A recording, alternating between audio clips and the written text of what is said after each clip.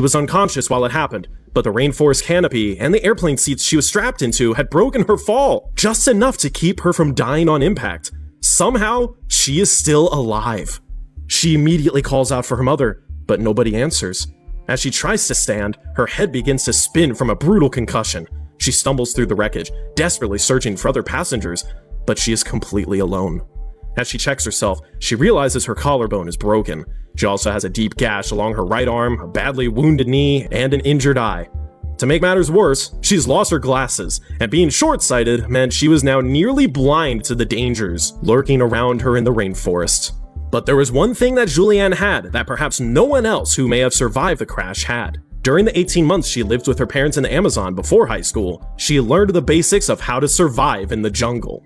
She remembered that the best chance of survival in a situation like this was to find a river, because if she followed it long enough, it would eventually lead her to people. As she moves through the scattered wreckage, she finds a bag of sweets. With that as her only food, Julianne pushes forward through the thick jungle. For days, she hobbled through the rainforest alone, the calls of the animals around her providing an eerie soundtrack to her hike of desperation. At night, the cold winds leave her shivering as she curls up in a bush to try to sleep. As the days pass, the wound on her arm becomes infected, and botfly maggots start eating into her open flesh.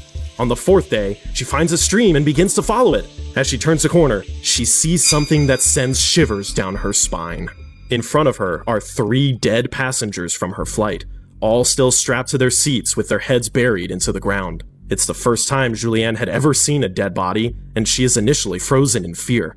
She works up the courage to approach the bodies to check the woman, dreading the idea that this could be her mom, but finds that the corpse's toenails are painted, something her mother never did. Staring at the passengers, the last bits of hope she was holding onto begin to slip away.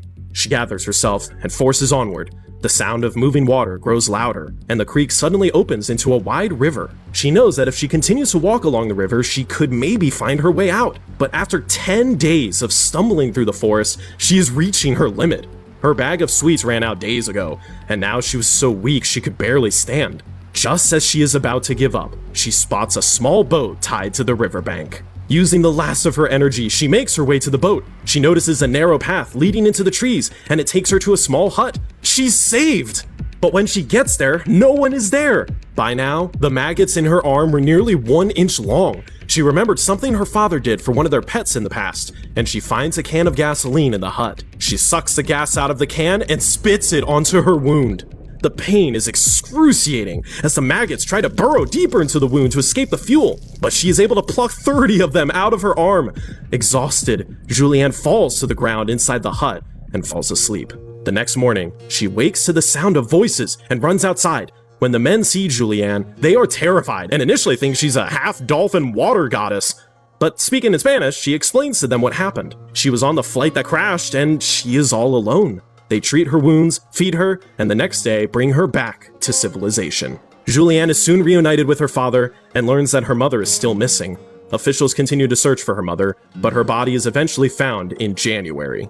She had also survived the plane crash, but was too injured to move and died a few days after the incident in the jungle. Of the 92 people aboard LANSA Flight 508, Julianne was the only survivor, and, in fact, she's still alive today.